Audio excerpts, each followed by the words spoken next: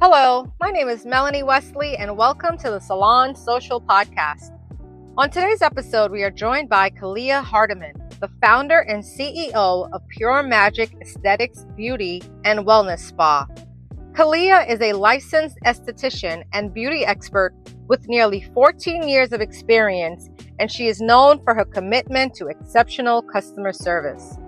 Since graduating in 2012, Kaleia has quickly expanded her reach to become a leading lash salon owner in Georgia. Her spa offers innovative services and stays ahead in the evolving beauty landscape through continuous learning and global travel. Kaleia fosters a collaborative team environment, emphasizing the importance of licensed and certified staff. Beyond her spa, she trains over 200 aspiring beauty professionals across multiple states and countries. I hope you can find key takeaways from my conversation with Kaleia, and I am forever grateful to you for lending me your ear. Until next time, be good, be true, be you. Thank you for joining me. My name is Melanie Wesley. Welcome to the Salon Social Podcast. I am your salon experience consultant. And today we are joined by Kaleia Hardeman of Pure Magic Aesthetics Beauty and Wellness Spa. Welcome, Kaleia. Welcome to the Salon Social. Kaleia Hardeman is the founder and CEO of Pure Magic Aesthetics Beauty and Wellness Spa, a dynamic force in Atlanta's beauty industry. With nearly 14 years of experience, she's a licensed esthetician and a beauty expert known for her commitment to exceptional customer service. I just love that. I love that you focus on customer service, hence this podcast. Yes. She's a graduate of the International School of Skin and Nails in 2012, and Kaleia's passion for beauty began over a decade ago when she experienced the transformative power of lash services. Her Buckhead spa, formerly iMagic International, offers innovative services including microneedling and non-invasive body sculpting. Kaleia stays ahead in the evolving beauty landscape through continuous learning and global travel. She fosters a collaborative team effort, emphasizing the importance of licensed and certified staff. Beyond her spa, she trains over 200 aspiring beauty professionals across multiple states and countries. That is so awesome. Balancing her career with motherhood, Kaleia cherishes her role as a mom of her twins, finding joy in their curiosity. Her journey from a home-based business to a thriving full-service spa amplifies her remarkable talent and unwavering dedication to the beauty industry. Oh my goodness. Congratulations and welcome. Thank Kaleia. you. Thank you so much I love for having it. me. Thank you. Absolutely. We are always doing all the things. We're a mom, we're business owners, entrepreneurs, and we make it look so easy. Yeah. So I mean, I've seen you juggle, and you're making it look real good, girl. I just want to let you know that. Like I say, it's So, not easy at all. it's not. I know, as a fellow mom, solopreneur, I completely understand. So tell me, I know it says in your bio, it says you've been doing this for over 14 years, sorry. So how did you get started? Did you always know that you wanted to be an esthetician? Absolutely. How did that, tell us your journey, how you got started. So I was getting my hair done one night, and the stylist that did my hair, she said, "Don't go home yet. The lady is from Dallas. She's going to do our lashes." So I was like, "Lashes? Lash extensions were, wasn't a big thing like it is now." So the lady came in, and she had this massage bed, and when she came in, I was like, "Okay, massage bed," but she had all her tools in these sterilization pouches that caught my attention. At the time, I worked for orthodontist, so I know that she has to really be, clean. So it was my turn to get my lashes done. And I guess I asked her one too many questions. And so she said, "Do you want to do this?" And I was like, "God, no, I barely wear eyeliner." She kept talking to me. And so that night I went home and I Googled lash extensions. And it was a whole world, because earlier that year I had been praying like, "God, what's my purpose of being here? Like, what do you want me to do? I don't want to go back to college. Like, what is it? And when I saw that, I was like, God, if this is your will, let it be known. So I took a class. I went to aesthetic school, and the rest is history. Wow, that's amazing. It's so interesting when you fall in line with your destiny, everything just happens effortlessly. Like it just seemed like you were just in the right place at the right time. And this is the journey that you're supposed to be on. So that's so amazing. Kind of similar with the hair thing with me. Like it was just something that always came natural to me. I was the oldest of three girls, and so I got to practice on my sisters. And it was just like really effortless for me to just I was just attracted to people's hair, like for as long as I can remember. So every time I saw somebody with a head full of hair, I just wanted to like touch it. You know what I'm saying? Like, it's so interesting how we just kind of fall in line. That's awesome. Yeah. So like in your business, you've been doing this now on your own for quite a while, and so like, what made you decide to just step out on your own? Did you immediately get into that on your own, or you started working for a spa first? How did that work? I was the stylist that I had. I was going to rent a space out in her salon, but it didn't work out that way. So I started out of my home. I had a condo downtown Atlanta. I transformed the dining area, but the lady that trained me, I was working for her on the weekends. And so I learned so much from her about business, what to do, what not to do, how to interact with clients, how to run your business, the things that I saw that she did that I said I'm not going to do, and vice versa. Right. So I learned so much because I think in today's industry, a lot of women and men, they want to just jump into being an entrepreneur, but it's so much comes with that you need to possibly learn from someone. So as I was running my own business, I was also working with another business. And I think the things that she taught me, it helped catapult me to where I am today. Absolutely, absolutely. I mean, that's why we're having these conversations, because for someone who's thinking about getting into the business, hopefully through these conversations they can avoid those pitfalls and mistakes that we made in the beginning. And it's so good that you had somebody to kind of help foster you into your own business and kind of help you to see, okay, this is what you need to do. And you kind of took the good things out of that experience and then the bad things out of that experience and curated your own business to make the ultimate client experience for your people. How do you prioritize now that you're in your salon and now you're trying to, you're building and you're maintaining your business? Like, how do you prioritize client experience in your particular business model? Like, what are some strategies that you think has worked for you? That's a great question. Client experience is number one, because I don't want to just give you a service or a treatment. You can go anywhere and get that. I think the experience is what sets us in Pure Magic Aesthetics apart from our competition. Let's be honest. We live in Atlanta. There is a ton of competition. You can go up and down Cheshire Bridge Road and people that are doing the same thing, but you're not going to get the same experience as you're going to get here. So we work on 5 things, the 5 senses. And number 1 is sight. I want the place to be aesthetically pleasing when a client walks in. I want to be aesthetically pleasing, whether we're wearing uniforms or clothing, whatever. I tell the girls, hey, look nice, but don't come in with your eyelashes really, really long or your nails all, going crazy. You want to be inviting. Another thing, second thing is smell. We want to have nice, easy, lemongrassy smell, something with like the male clients and female and kids, teenagers coming here, nothing overpowering. The third thing is taste. I always have either room temperature or cold water, and a bowl of candy and some little snacks, because some of our clients, they look forward to those candies. Some people say, you got the church lady candy here, or oh, you got my favorite kind of spearmint. And then sound, we always keep nice music. It's not too much one way or too much the other way, but those are the things that create a great experience. Because you may be out at the mall and you may hear a song and say, oh, we got an appointment coming up at Pure Magic Aesthetics, or you may be somewhere and you smell something and you like, that triggers your mind to think about, oh, my appointment is coming up. Oh, I need to make sure I schedule my next appointment.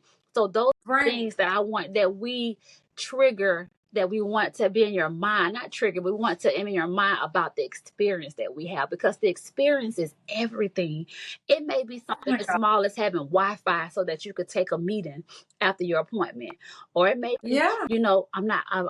I know you're going through a lot, so I'm not going to talk this session. I'm gonna make sure that Right. I really just engage on your relaxation. But the experience is Yeah. number one. Oh my God, you are so right. Like, and I love how you break it down into like five senses because that's easy for people to remember, Mm-hmm. right? Like, I am a stickler when, I had my salon suite to, I also have, a business where I help. I call myself an interior stylist as I well. I'm a love it. hairstylist and I'm an interior stylist. So like I am so for like the aesthetics, the decor, Mm-hmm. the feel of a place, the smell of a place. Like when you walk into the salon or the spa, it should look clean and it should be organized and it should be inviting and it should feel warm and it should, you know what I'm saying? Yes. And so like all of those senses should be triggered. And so for me, you know, I would make this point all the time. Like you can't control other people and what extracurricular activities they get Mm-mm. into, right? Mm-mm. But like, so if you have a client that comes in who, for instance, this is just an example, who is a smoker. Sometimes, smokers don't realize that scent lingers on them. Mm-hmm. And so like when that person leaves, it's up to you to kind of take a few minutes to kind of like get that scent out of there before your next client comes, because you don't want somebody else walking in to Mm-mm. that scent and it's just going to throw off their whole experience, Exactly. because it's just not going to be that aromatherapy that you just mentioned, like all of the lemongrass and the lavender scents, like that's Yeah. just going to throw that off. And then not to mention, again, what you said about the music, like I joke around and make this say this example, but like if I'm servicing like an older lady who spends most of her week in church, I'm not sitting there playing Drake and nothing wrong with Drake and Rihanna, but like, the content of the music Mm-hmm. is different. So like you have to kind of think about when you're creating these services for these clients, you kind of have to think about who is it that I'm servicing? How do I cater to them? Because again, like, Exactly. we're in the industry of serving Mm-hmm. people. We're providing a service. So like it's almost like you have to, you got to think about all of that stuff with each client. Like what are the five senses? Like I know I don't know, Miss Smith doesn't like to listen to hip hop. So I'm going to put on this jazz or something like that. Whereas if you have a younger client who, they might like a little bit of hip hop, but nothing that is disrespectful or, demeaning or any kind of, you know, language that might be offensive. You know what I'm saying? So like all of that stuff. And I just love how you just hit it on the head with the five senses. I love that. Yes, you definitely, I would tell anyone that's new to the industry or been in the industry, you definitely want to tailor that experience to that client. And that's important. Yeah. I could look on the schedule and I'll say, okay, Miss Brown is coming in. Don't schedule her on Thursday, because on Thursday I already see we have a lot of millennials in. Hey, or we got this crowd coming in, so let's not schedule her. Let's schedule her on Friday on a day that we can probably play the Luther Vandross station, or things like that. So let's Yes. let's keep it. I want everyone that walks through that door to feel comfortable. I want them to feel like they're the Yes. only person that matters when they are here. Oh my. And that's what's Yes. important, because they're the ones that's paying our bills. Without them, we couldn't Yes. charge the prices that we charge. So it is very important. No. This is your world, honey. Okay, this is your world. I want to make it comfortable for you. If your appointment is at For 12, you. you tell me 12:45, you got to take a meeting. I'm gonna make sure you in a particular place in the spa to where if anybody came through, they're not gonna bother you. The Wi-Fi is gonna work good. I'm gonna turn the music down, and I'll tell whoever is Yes. coming. I'll say, "Hey, Melanie is here. She's on a business call, so we're gonna keep our voice Yeah. a little low." And the clients respect Right. that. Absolutely. And they appreciate that and they will remember that. And not to mention, they will tell other people about you because now you've Exactly. created this experience for them where they're just like, oh my goodness, when you go in there, you feel like queen bee because Yeah. it's all about you. And she Yes. makes sure that you are comfortable and you are, your service, whatever it is that you want, you're making that experience awesome for that person. And so that is when people experience that kind of stuff, then they're more willing to refer more people to you. Exactly. And really, that's ultimately the goal of longevity and success in business, is like referrals, retention. Like, bad news travels faster than good news. It So, does. you know what I'm saying? So, and then, like you said, there's like 100 other esthetician salon barbershops all along at the roads in Atlanta. Yeah. So, like, what makes you stand out? Like, what is it that you're doing to make yourself, your business, stand out from the crowd, so that then people can say, you know what, I think I need to go over there to, Kaleia's place, because she always brings, I mean, she makes me feel like, I don't want to leave. Yeah. I want to keep coming back. You know what I mean? So that's, I mean, it's so refreshing to hear you say that. And like, I hope somebody can take from this conversation to understand how important it is. And it may seem like it's a lot to kind of curate each service for an individual client. But once you start to get to know your people, you already know what to do. Yeah. Like, it's like second nature for you to Mm-hmm. just prep the day for them, because like you said, Miss Jenkins is coming in and she ain't about this and she ain't about that. So you're gonna make sure that all of her, everything is set up for her, so she has a good experience and she leaves happy. Yeah. So it's really important. I know you said that you create like the scent for people and the ambience, and how important is that overall when it comes to like enhancing the client experience? Can you share any specific like elements that you may do or believe in, like candles or anything, like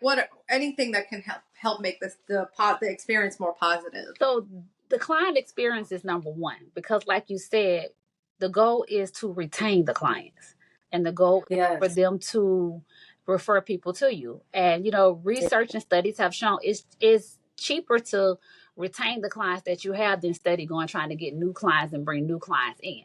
These people Yes. have money. So things that we do to help the experience. Number one, we listen. When you come Yes. in, we're going to take time. We have a get to know you session. Oh, I Yeah. love And it. so during that get to know you session, we have our listening ears like at school, and we zip our Yeah. so Yes. I'm listening and I'm taking notes, because you're going to tell me how you want to be treated. You're going to tell me how Yeah. the last person did you, or how, what you liked about them. And once you get finished talking, then I'll ask questions, because Yes. I Yeah. want to know what you like. How do you need to relax? Tell me what kind of time you have. And I'm going to have a whole treatment plan curated around you and your life and what works best. So that's what we do. One of the things that we may have, we'll do the get to know you session. So the get to know you session, we take time to do that. We're going to show you around the spa so that you'll know which room is for and the different services that we offer. We also customize. One of the things that's an awesome customer experience, we offer different supplements in-house. So Okay. clients wellness is big around here. So we're going to Yeah. give you on your way out the door a vitamin C shot. And this is percent Oh. absorbic acid. It's really sour. And they're like, oh, I got to take it. But when they take it, sometimes they complain. I'll say, okay, have a good day. You forgot my vitamin C shot. And I'll say, I can't complain about it. But that lets me know that they like it. We may give them turmeric or elderberry, because we want to incorporate that. And a lot of salons are not incorporating wellness in what they do. So that's one of the things that we make sure that the experience is nice, the music, the ambiance, the touch. When we touch you or we give you a hug, you may be nervous. So we may just give you a Yeah. little foot massage or a foot rub before we start your treatment. But the whole Yeah. experience is what matters, because let's be honest, our prices aren't the cheapest in town. Right. And Right. I'm thankful and grateful for the clients that we have, because without them, this wouldn't be going on. So I want to give you the best experience. I want to make you feel good. I want it to be result driven, and I want you to come back. I want you to tell your family and your friends, and I want them to see a difference in you, whether you're more at peace, you're happier, you're a little bit healthier. So all those things matter in the whole overall experience with the client. Yeah, and then you're ultimately bringing so much value to your clients by offering those kind of services and that type of experience, because you're going the extra mile, you're standing out from the rest, and people see that, and then people will talk about you in a positive way. They'll tell other people about you. They'll remember you. And like you said, you create these things that help them to kind of think, oh, I need to set up my appointment. Oh, that's something that you cannot take away. You're ultimately offering a value for the experience that you offer. And when you have that level of client experience in your business, you can justify those prices. Sometimes I hear these crazy stories about these absolutely absurd prices that stylists are offering, and it's like, you have to pay this crazy deposit that may or may not go towards your service. That's and then crazy. They have these, right, and then they have these like long rules of do's and don'ts before you even step foot into the spot. And it's like, what value are you bringing to this experience? Like, what value are you bringing to me? What is justifying all of these crazy prices? You can't just come out the gate and start charging top-notch prices. Like, that's just not how it works. I mean, and granted, some people may pay it because unfortunately it's kind of just become normalized, this kind of behavior, and people feel like they have no choice. But for businesses like yours, you're standing out from the rest, and you're showing people, no, you don't have to deal with that over there. You can come to this place and you can get all this full service, with all of the bells and whistles for a little bit more, or even, the same price, a little bit more than what they're offering over there. But they're not giving you all of this. We are giving you this entire head to toe, full, amazing experience. So like, you're bringing so much value to people that when you do that, they don't mind paying extra money. No. And one thing that I would tell like a new stylist or a new esthetician, when I look online, I'm trying to book an appointment and you have all these do's and don'ts. I don't care how good you are, I automatically go elsewhere. I'm not doing that. Another thing that we do not do, we don't charge a late fee. Right. That's absurd to me, because guess what? I'm human and sometimes I run over. Exactly. So, hey, if the clients are more than 15 minutes late, I'll say, hey, I have to just deduct that from your time, because I have someone else that's coming on time. If I'm late, I'll have the receptionist, or I'll call them myself. Hey, Joanne, I'm running a little behind. My apologies. Can you come about 15 minutes later? And then when they come in, I'll say, what time do you need to leave? Do I have time to get extra love? I call it extra love because I value your time. I want you to value and respect mine, but I don't have to make you value my time by charging you, penalize you. And then if I'm late, I don't show you that same grace by deducting a fee for me being late. So, I would definitely tell new and upcoming stylists in the beauty industry, don't do that to your clients. Yeah. I don't think, I don't know when that trend started happening, but I thought it was just crazy. I remember when I was, getting ready to leave the salon, I took it upon myself to make sure that I gave my clients referrals, and I sent them about 8 to 10 different stylists that I had done my own, either I'd known or I had done research on, because I couldn't just be like, all right, peace out. You guys figure it out. Like, I wanted to kind of help.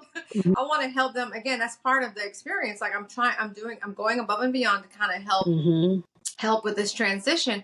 And I remember one particular stylist, I called her and her phone went straight to voicemail, which is normal because she could have been in the middle of a service. I don't know.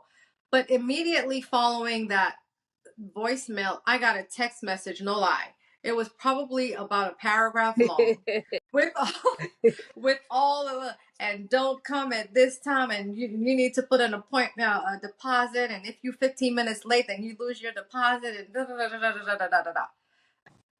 That was a complete turnoff. You think I would have referred my clients to someone like that? Now, granted, she could have been an amazing hairstylist. She could have been super talented and all of the things, but like that first impression was just not cool. And first impressions are everything in this industry.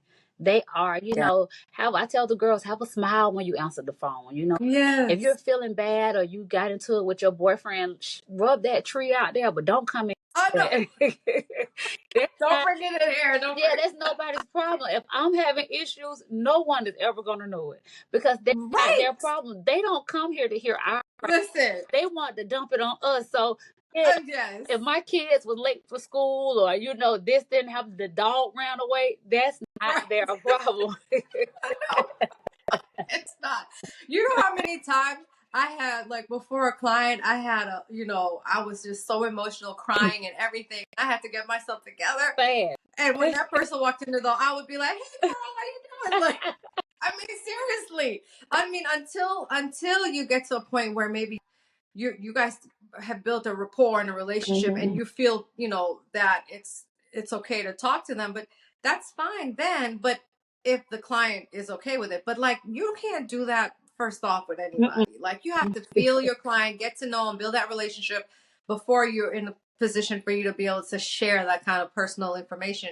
But even still, you don't bring people down. Nah, because they're here to be uplifted. Yes. You're a hairstylist. You're dealing directly with someone's head. You need to be pouring into them good energy, good vibe, good vibration. I'm over people. No, they don't want to hear, "Woe is me." Oh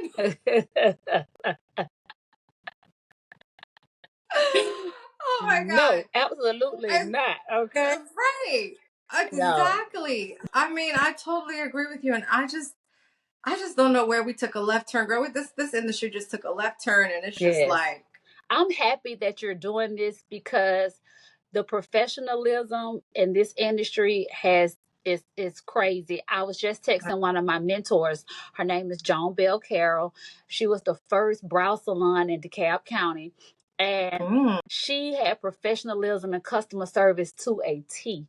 And she'll still check on me from time to time. And yesterday I said, parts of this industry has gone to hell in a handbasket. I know. And I really want to bring the professionalism back to it because we're becoming like the laughing stock.